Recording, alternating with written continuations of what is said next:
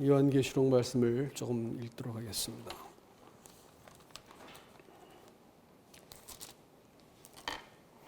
계시록 3장 10절부터 말씀을 읽어드리겠습니다. 요한계시록 3장 10절입니다.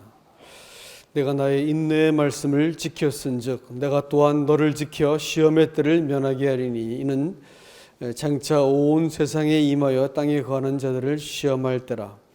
내가 속히 오리니 내가 가진 것을 굳게 잡아 아무도 내 면류관을 빼앗지 못하게 하라. 뒤로 넘어가서 3장 15절 말씀 14절부터 읽겠습니다. 라오디게아 교회 사자에게 편지하라. 아멘이시요 충성되고 참된 증인이시요 하나님의 창조의 근본이신 이가 이르시되 내가 내 행위를 아노니 내가 차지도 아니하고 뜨겁지도 아니하도다. 내가 차든지 뜨겁든지 하기를 원하노라. 내가 이같이 미지근하여 뜨겁지도 아니하고 차지도 아니하니 내 입에서 너를 토하여 버리리라. 내가 말하기를 나는 부자라 부유하여 부족한 것이 없다 하나 내 곤고한 것과 가련한 것과 가난한 것과 눈먼 것과 벌거벗은 것을 알지 못하는도다. 내가 너를 권하노니 내게서 불로 연단한 금을 사서 부유하게 하고 흰 옷을 사서 입어 벌거벗은 수치를 보이지 않게 하고 안약을 사서 눈에 발라 보게 하라. 무릇 내가 사랑하는 자를 책망하여 징계하노니 그러므로 내가 열심을 내라 회개하라. 볼지어다 내가 문 밖에 서서 두드리노니 누구든지 내 음성을 듣고 문을 열면 내가 그에게로 들어가 그와 더불어 먹고 그는 나와 더불어 먹으리라. 이기는 그에게는 내가 내 보좌에 함께 앉게 하여 주기를 내가 이기고 아버지 보좌에 함께 앉아 있는 것과 같이 하리라. 귀 있는 자는 성령이 교회들에게 하시는 말씀을 들을지어다. 아멘.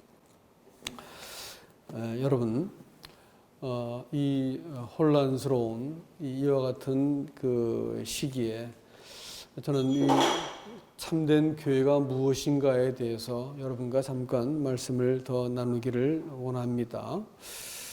이 요한계시록에 나타난 7교회는 뒤에 있는 두아디라 사대 또 오늘 읽은 빌라델비아와 라오디게아 교회에는 특별한 언급이 있다고 말씀을 드렸습니다. 그것은 예수님의 재림에 대한 언급이 있다는 것이죠. 그러니까 이것은 현존하는 교회라고 하는 것입니다. 앞에 있는 버가모, 서모나 에베소 교회는 이미 역사 속에서 없어진 교회들이라 이렇게 볼 수 있습니다. 두아디라 교회는 말씀드린 것처럼 행위는 온전하지만 행위는 훌륭했지만 그러나 이세벨을 섬겼기 때문에 책망을 받은 교회고 칭찬받은 것이 없는 교회입니다.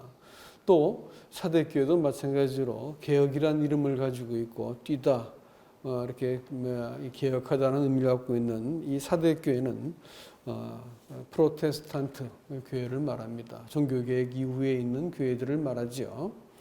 그러다가 다시 교회가 이렇게 국교회화되면서 쇠퇴하고 나니까 하나님이 다시 일으킨 교회가 그 종교개혁 이후 200년이 지나고 나서 19세기 그 대부흥운동이 기독교 교회에 일어납니다.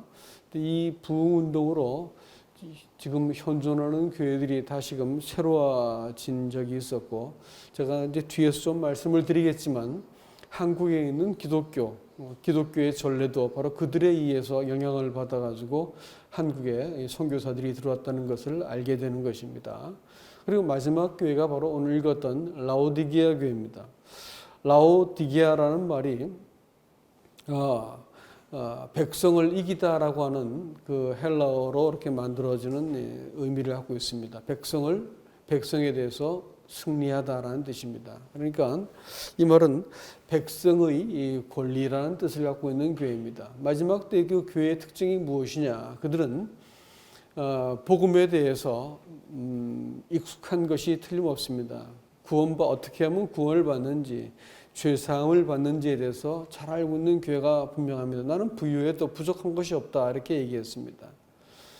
그리고 그분들은 틀림없이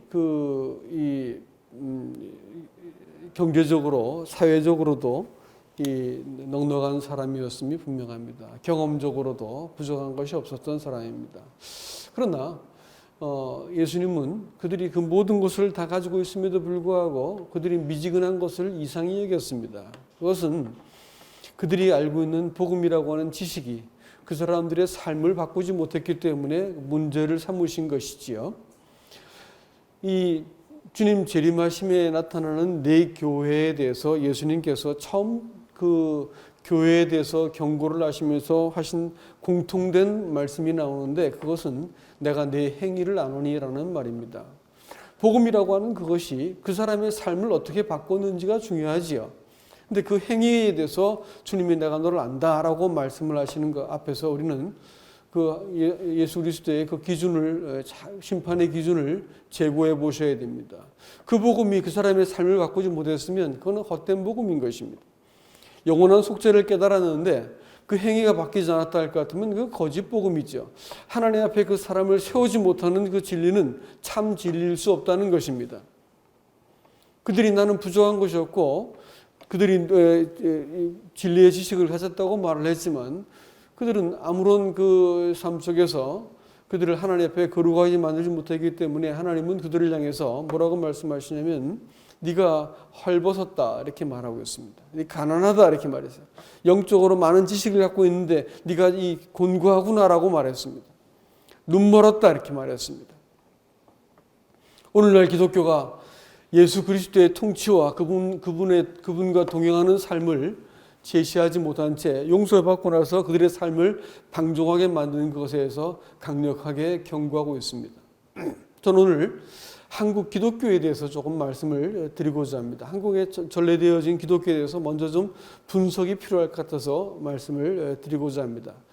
1910년경에 한국의 그 기독교가 그 대부흥을 일으키는데 1800년대 말에 들어온 기독교는 이 한국 기독교에서 그 질적으로 굉장히 강력한 이 부흥을 일으켜냈습니다. 그것이 이제 1900년대 초에 그 한국 세계 기독교 사회도 그 놀라울 만큼 괄목할 만큼 대단한 부흥이 일어났었는데 그 부흥이 일어난 것은 정말로 놀라운 일이었습니다. 제가 이 부흥의 어떤 근거들을 뒤에서 설명하겠습니다만은 여하튼 그 이후에 한국 기독교가 어떻게 커다란 경향을 나타내고 있는지를 말씀을 드리려고 하는 것입니다. 이제 복음이 들어와 가지고 기독교가 놀라운 이렇게 역사를 일으켰는데 그 이후로 그 1930년대 이렇게 넘어가면서 점점 기독교는 이렇게 그 내리막길로 걷기 시작합니다. 그러면서 기독교가 그 제일 첫 번째 드러내고 있는 경향이 뭐냐면 율법주의적인 것이었습니다. 그래서 유교적 경향을 갖고 있기 때문에 그 교회가 이 그 율법적이고 유교적인 경향을 이렇게 띠기 시작합니다. 그래서 한국 기독교가 대단히 율법적이었다라고 하는 것은 우리가 그 피해갈 수 없는 어떤 한 경향이었습니다. 두 번째가 그 짧은 시기에 한국이 근대화되면서 그 많은 그 역사적인 질곡을 겪습니다. 그래서 이 질곡 안에서 그들이 고통을 겪으면서 이 현세 구복적인 어떤 그런 그 요구를 하게 됩니다. 그래서 교회에 와가지고 그들이 기독교를 믿으면서 이 현실적인 고단한 삶으로부터 벗어나기 위해서 신비적인 어떤 그 경험을 원했습니다. 그래서 한국같이 세계에서 이 오순절적인 그 경향이 세계 2차 대전 이후에 전 세계를 휩쓸었지만, 그러나 세계에서 가장 커다란 교회들은 순복음 교회가 돼가지고 그건 오순절 교회와 또 다른 결이 다른 교회인데 그 교회가 순복음 교회가 한국에 세계에서 제일 큰 교회가 첫 번째, 세 번째 교회가 한국에 있습니다. 제일 커다란 교회가. 그래서 유례 없이 이 오순절적인 또 신비적인 이 경험을 하는 어떤 그런 경험주의적인 어떤 그런 그 기독교 경향이 두드러지게 나타나기 시작했고, 세계적으로는 별로 찾아볼 수 없는 기도원 운동이 한국에서 일어나서 뭐 여간한 그 산에는 다 기도원이 있을 만큼 기도원 가서 그들이 기도해가지고 현실적인 문제의 답을 얻어내기 위해서 이산저산으로 돌아다니면서 기도했던 것을 볼 수 있습니다. 두 번째 한국교회의 커다란 경향이 뭐냐? 신비적이고 현세구복적인 이 경향입니다. 그래서 기독교가 굉장히 빠르게 이쪽으로 이렇게 경도되기 시작합니다. 세 번째가 뭐냐면 전후에 한국에 선교사들이 들어오면서 다시 또 선교사들이 들어오면서 그들이 그 한국 교회를 바라보면서 이 교회가 조금 한국 교회가 그 복음주의 선교사들이 들어와서 보니까 다른 문제가 아니고 한국 교회가 굉장히 이 율법적으로 기울었다는 것에 커다란 걱정을 하기 시작합니다. 그래서 이 선교사들이 들어와 가지고 복음을 그 영원한 속죄를 통해 가지고 그 하나님과 더불어 개인적인 관계를 맺을 수 있는 이 자유케 하는 이 복음에 대해서 강력하게 복음을 전하기 시작하니까 억눌렸던 이 지식인들이 이 대학생 선교회 같은 데를 참석해 가지고 복음을 어느 정도 알고 있고 이런 사람들이 그 다시 대학을 졸업해서 일반 교회로 돌아가 보니까 이 구태의연한 교회를 보면서 고통을 느끼고 답답하게 생각하고 있던 차에 이런 이제 외국에서 선교사들이 들어오고 또 외국에서 또 이렇게 복음을 좀 잘 배운 이 신학을 한 분들이 교회를 새롭게 시작하는데 이게 새로운 경향을 이루면서 이 강남을 중심으로 지식인들을 중심으로 해가지고 이 신흥 교회들이 일어나기 시작합니다. 그런 것이 이제 뭐 지구촌 교회라든지 뭐 또 온누리 교회 또 이런 또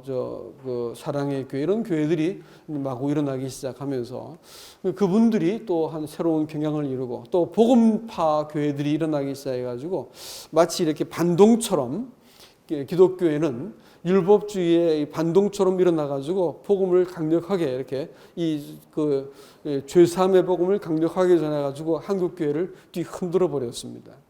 그러니까 이 한국 교회는 이걸 이제 방어하기 위해서 때로는 또 다른 어떤 그 세력이 일어나기 시작하는데 이 기존 교회들이 이 복음파 교회라든지 이런 교회들을 방어하기 위해서 사람들에게 이 주입식 교육을 시키는데 뭐냐면 우리의 죄가 용서됐다고 하는 사실들을 일방적으로 이렇게 막 가르치고 주입시키기 시작했습니다. 우리가 더 이상 이제 정죄받지 않게 된 사람이 되었다는 것을 그냥 뭐 이렇게 세뇌시키듯이 가르쳐 버렸습니다. 그러니까 구원은 받지 못하는데 이렇게 믿었으니까 이제 구원받았다고 하고 설득을 당해 버린 거예요. 그랬더니 어떤 경향이 일어나냐면 갑자기 제가 젊었을 때만 하더라도 최소한 교회에서 술 담배 하는 것은 이렇게 굉장히 이렇게 경건치 못한 걸로 여겼습니다. 요즘은 성가대 마치고 맥주 한잔 하고 술집 가가지고 이렇게 뒤풀이하는 것은 별반 어려운 일이 아닌 것이 이제 되어버렸어요. 주일날 교회를 빠지고 그때만 하더라도 이 주일날 버스를 타지 않고 걸어다녔어요, 교회를. 주일날 불을 떼지 않고 밥을 이렇게 찬밥을 먹었다고요.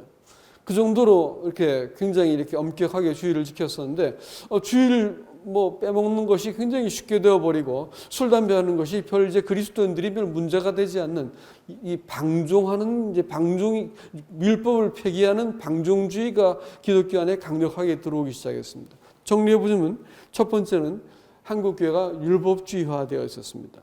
두 번째는 한국 교회가 이 신비주적인 이 현세구복적인 이런 그 기독교의 경향이 강력했습니다.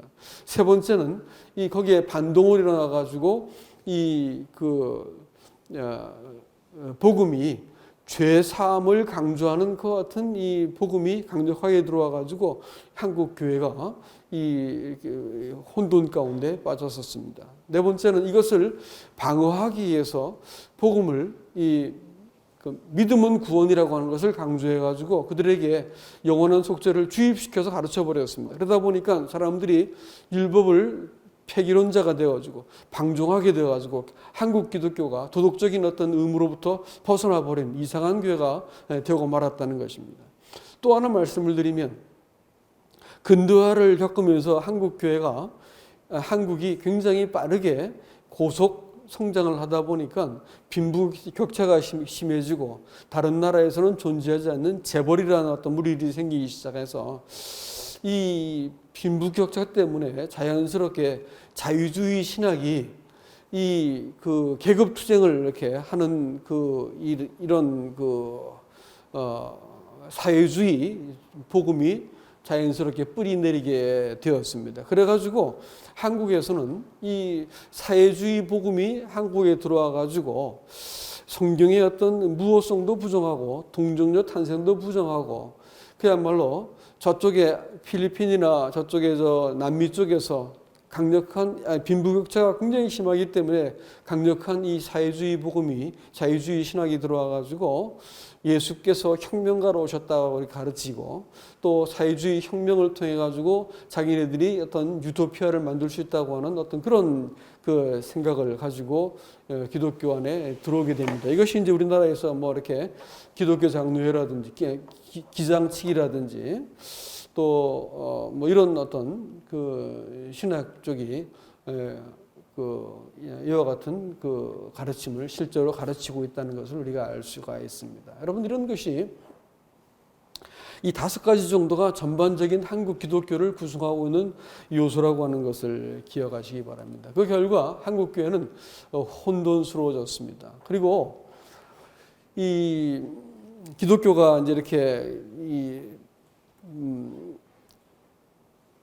사회적인 성장과 함께 신학교가 난립하게 되어지고 전 세계에서 배출되어지는 신학생들의 숫자보다도 한국에서 한 해 동안 배출되어지는 신학생의 숫자가 더 많을 만큼 한국은 그야말로 신학교의 천국이 됩니다. 그래서 뭐 이렇게 비디오 가지고 1년 과정으로 신학교 안수받고 또 자기네 교단 교세가 떨어질까 싶어가지고 그 7년 내지 11년 정도 공부해야 되는 그 공부의 과정들을 다 무시해버리고 1년짜리 또 혹은 2년짜리 3년짜리 이런 걸 해가지고 그냥 안수를 줘서 교세를 키우기 위해서 그들의 어떤 신앙의 자질을 묻지 않고 교세를 키우기 위해서 서로 막 경쟁하다 보니까 그야말로 이 신학교들이 한국에만 장로교회만 200개씩 분파가 생기는 기현상이 벌어지게 됩니다.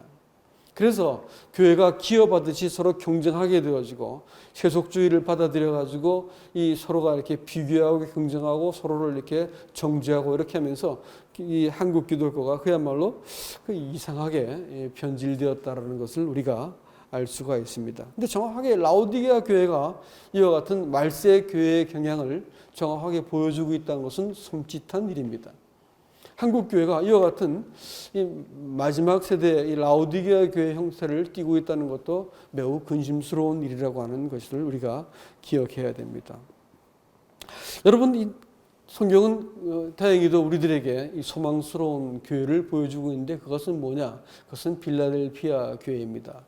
여러분, 이 1827년에 7명의 그 국교회 목사들이 성직자들이 모여가지고 성경을 읽으면서 영국 더블린에서 그들이 보면서 지금 현 세대의 교회가 성경에서 말하는 교회대로 모이고 있지 않다는 것을 알게 되어서 그들이 모여서 성경의 이 권위로, 성경은 무한 하나님의 말씀이라는 권위로 돌아가서 성경이 하나님의 말씀이라고 하는 사실들을 근거해서 다시 그들이 목사의 옷을 벗어버리고 모이기 시작합니다. 그들이 모여가지고 이 국교회로부터 나와서 성경에서 말하는 교회를 이루기 위해서 그들이 함께 모이기 시작하는데 점점점 그들이 많이 모이기 시작하고 이것이 전 세계로 이렇게 자연스럽게 퍼져나가는데 그다지 긴 세월이 걸리지 않았습니다. 종교개혁은 단지 유럽 국지적인 어떤 부흥이 일어난 것이었고 국지적인 어떤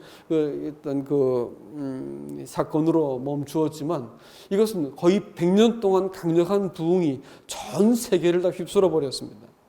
이것이 이제 미국으로 건너가 가지고 미국에서 1883년도에부터 카나다 온타리오주에서 한 특별한 사경회가 열리기 시작하는데 그것을 사람들은 나이아가라 사경회다 이렇게 부릅니다. 그것이 수십 년간 그것이 해마다 그곳에서 이렇게 그 사경회가 모이게 되어지는데 이 더블린에서 그들이 그 성직자들의 옷을 벗어버리고 형제로 모여가지고 성경에서 말하는 그리스도만 온전히 교회의 머리가 되어주시고 또 예수 그리스도께서 떠나시면서 남겨두신 이 만찬을 통해서 그리스도의 몸을 이루는 이와 같은 그 가장 기본적인 원리들 가운데서 서로 이렇게 거듭난 형제와 자매들이 모여서 교회를 이루기 시작하고 성경에서 말하는 그대로 그들이 돌아갔더니 하나님께서 작정하신 그 부흥을 이 교회가 시작되어진 이래로 한 번도 그와 같은 부흥은 없었습니다. 초대교회도 그런 부흥은 없었고요. 또 종교교회도 그런 부흥은 없었습니다. 이 부흥이 1800년대 중반에 일어나가지고 한 100년 동안 온 세상을 휩쓸어 버렸습니다. 그래서 그 부흥이 미국까지 건너가가지고 미국에서 이 부흥이 일어나는데 그 부흥이 바로 나이아가라 사경회에서부터 시작합니다. 여기에서 여러분들이 잘 기억하고 있는 D.L. 무디, 허드슨 테일러, 프랑스로 넘어가서 프랑스에서도 똑같은 일이 벌어지고 독일로 넘어가고 에릭 사우어라는 사람이라든지 뭐 해가지고 전 세계에 지금 이 기독교의 그 기본 근간을 이루고 있는 틀들이 다 만들어지게 되어 있어요. 심지어는 장로교회가 이 장로교회는 그 당시에 그 장로교회는 근본주의로 이렇게 제일 먼저 돌아선 사람들이었습니다. 근본주의가 아니었으면 자유주의 신학에서 성경이 부정되는 시절이었어요. 그때 그 근본주의를 지탱하던 주축이 누구였었냐면 이 형제 운동을 하던 사람들이었고 형제 운동에 강력한 영향을 받은 사람들이 바로 장로교인들이었습니다. 그래서 그분들이 함께 와가지고 침례교 또 장로교 또 형제 운동하던 그 교회들이 같이 모여가지고 이 나이아가라 사경회를 이렇게 같이 개최하게 되는데 이 사경회에서 놀라운 부흥이 일어나게 됩니다. 이때 이 나이아가라 사경회에서 그 구원받고 또 중생의 체험을 하고 그 다음에 거기서 훈련을 받은 말콤 펜윅이라고 하는 사람이 이 1889년에 26살 나이로 한국에 들어옵니다. 들어와서 그분이 무려 46년 동안 한국에서 순교하고 죽을 때까지 그 대한기독교회라고 하는 것을 세워가지고 무려 250개의 교회를 그가 세우는데 그분은 브래드린이었습니다. 다시 말하면 초교파적 원리를 따라가지고 한국 교회를 교회를 모였던 바로 형제 운동을 통해서 세웠던 교회를 배운 사람이었습니다. 그래서 한국에 들어와서 똑같이 어떤 교파를 표방하지 않고 교파 없이 그가 갖고 있는 세 가지 캐치프레이즈가 있었는데 첫 번째가 뭐였냐면 자립입니다. 경제적인 자립을 해가지고 그 본국에서 카나다나 미국에서 어떤 후원을 받지 않고 교회가 자립하도록 가르쳤습니다. 그리고 자치를 했습니다. 그래가지고 이분은 자기가 선교사였지만 그 교회를 자기가 지배하지 않았어요. 그래서 그 세워진 사람이 교회를 그 현지인들에 의해서 교회가 움직여지도록 복수로 이 장로들을 세우고 그분들이 교회를 세우도록 만들었더니 250개 교회가 세워집니다. 더 놀라운 것은 이 사람이 그 1934년에 북간도의 첫 번째 선교사를 바로 이 현지인들에 의해서 보냈는데 무려 34명이나 선교사를 만주 또 몽고 시베리아로 33명의 교회를 선교사를 바로 그 세워진 교회에서 현지인들 조선 사람들을 파송을 합니다. 이런 일이 교회사에서 존재하지 않았고 한국에서만 일어났었습니다. 이 놀라운 일이 어떻게 해서 일어나냐면 성경에서 말하는 그 원리를 따라서 교회를 세워갔기 때문에 가능한 일이었습니다. 자립했고 자치했고 자전했어요. 스스로 복음을 전했다고요. 이 세 가지 원칙을 따라서 교회를 세웠는데 이 사람은 그 이후에 일제 시대 때 이 박해하고 공산당들에 의해서 이분이 갖고 있던 자료들이 대부분 소실되었지만 이분이 세웠던 대한기독교회가 나중에 뭘로 바뀌었냐면 현재 기독교 침례의 전신으로 여겨지고 있습니다. 그래서 지금 기독교 침신은 이분의 사역을 자기네 사역의 전신으로 보고 있습니다만 사실은 브레드린입니다. 브레드린이고 이 형제 운동의 어떤 이 역사를 통해 가지고 한국 기독교의 전무후무한 그 부흥과 그 완전한 이 사역, 다시 말하면 스스로 자립하고 자치하고 또 얼마 안 된 교회가 선교사를 파송해 가지고 그 가난하고 이 현지인들 그분들이 선교사로 파송되어 가지고 34명이나 그 짧은 시기에 보내져 가지고 몽고하고 시베리아하고 이 간도와 만두 지방에 선교사들이 파송되는 이 놀라운 일들이 일어났던 것을 여러분 기억하시기 바랍니다. 그리고 그뿐 아니에요. 언더우드하고 아펜셀라라고 하는 사람도 바로 이 나이아가라 사경회에서 그분들이 그 사역을 와서 공부를 하는데 또 이벤젤리칼 스튜던트 발런티어 무브먼트라고 부르는 복음주의 학생 자원 운동이라고 하는 그 운동이 그 나이아가라 사경회의 산하 단체로 운영되고 있었습니다. 거기에 무디가 이것을 실제적으로 운영을 하고 있었는데 여기에서 역영을 받고 여기에서 훈련을 받은 사람이 누구냐면 언더우드하고 아펜셀라였습니다. 이분들이 한국에 들어오게 되었고 박형룡이라고 하는 한국에서는 절대로 이렇게 무시할 수 없는 신학자가 계십니다. 지금 자꾸 하셨는데 이분이 얘기하기를 한국 기독교 교회사는 최초 25년은 이 형제 운동, 다시 말하면 무디에 의해서 세워진 더 이벤젤리칼 스튜던트 발런티어 무브먼트의 절대적인 영향을 받았다 이렇게 말하고 있습니다.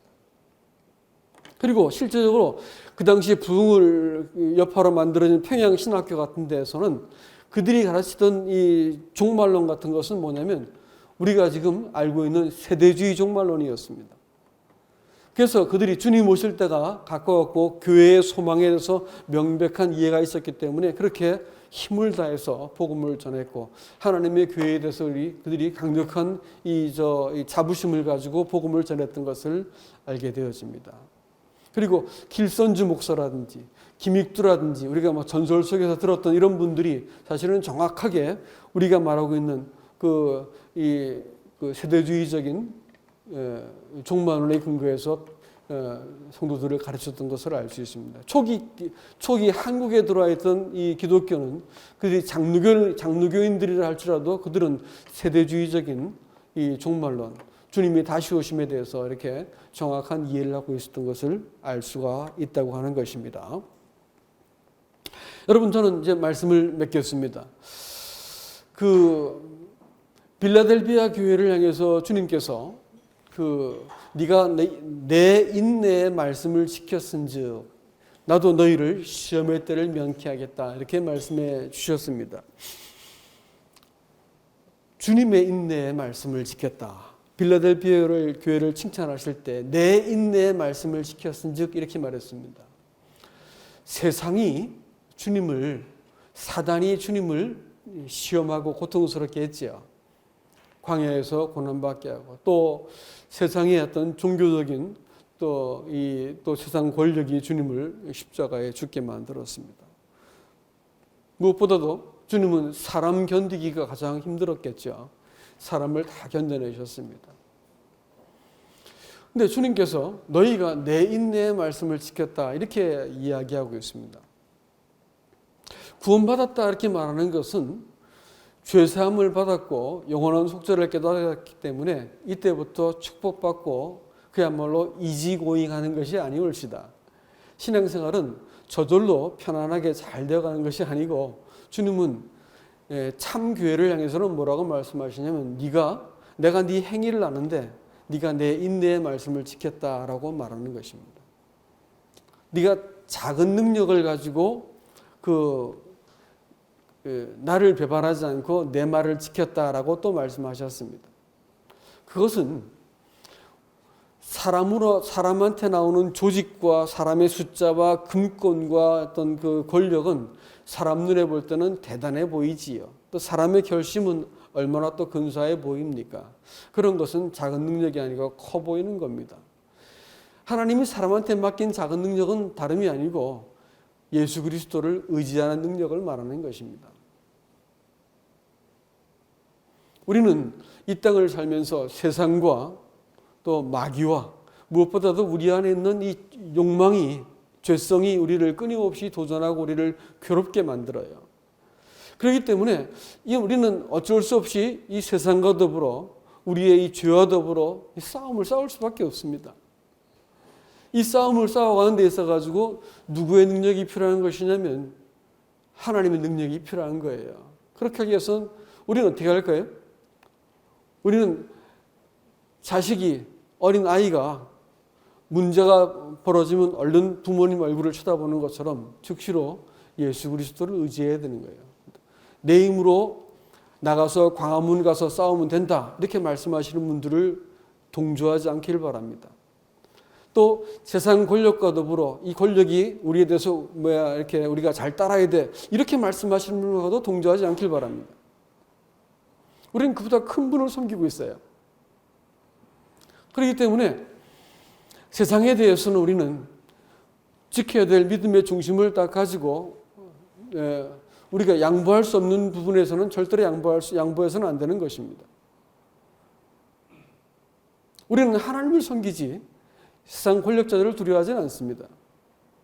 그래서 우리는 이런 문제에 있을 때 세상과도 권력과 더불어 맞붙어 싸울 일은 없지만 그들이 우리가 갖고 있는 하나님을 섬기는 도리를 위협한다 할 것 같으면 분연히 싸울 것입니다. 그러나 우리가 지금 그들이 제시하는 최소한의 기준을 우리가 따라가면서 우리가 주님을 섬기고 있어요. 그러나 우리가 섬기는 하나님을 섬기는 도리를 건드린다 할 것 같으면 우리는 목숨을 걸고 다툴 것입니다. 그리고 우리 안에서 있는 죄성과의 싸움도 그렇습니다. 우리는 우리의 죄를 스스로 이길 힘이 없어요. 뭘로 이기겠습니까? 하나님이 도우셔야죠. 성령의 법은 뭐냐면 우리가 예수 그리스도를 의지할 때마다 그분을 통해서 내가 내 문제를 들여다보기 위해서 내 객관적인 감정과 상황에 말리지 않고 주님 이 문제를 어떻게 합니까? 라고 하면서 주님께 문제를 맡길 때마다 주님이 우리의 삶에 개입하시고 나타나시는 능력을 내가 행사하시겠다, 이렇게 말씀하셨어요. 끝까지 우리가 하나님 앞에서 이 하나님과의 관계를 깨뜨리지 말라라는 의미에서 너희가 나를 배반하지 않았다, 이렇게 말씀하셨고 내 말을 배반하지 않았다, 이렇게 말씀하셨습니다. 내 말을 지켰다, 이렇게 말씀했습니다. 그리고 너희가 인내의 말씀을 지켰다, 이렇게 했기 때문에 여러분, 우리가 이 믿음을 지켜나간 과정 속에서 고단한 싸움이 있다는 것을 말하고 있습니다. 그럼에도 불구하고 사랑하는 성도 여러분, 우리가 절대 포기할 수 없는 영역이 있습니다. 그렇죠? 인내의 말씀을 지키기 위해서 우리가 주님 더 의지하고 이 같은 혼란스럽고 우리를 이렇게 위협하는 시간 속에서 우리는 더 이와 같은 시간에 하나님의 교회로 불러주신 것에 대해서 우리가 큰 담대함을 가지고 또 우리 안에 계신 그분을 의지해서 계속해서 주님을 잘 따라갈 수 있기를 주님의 이름으로 축복합니다. 이상입니다.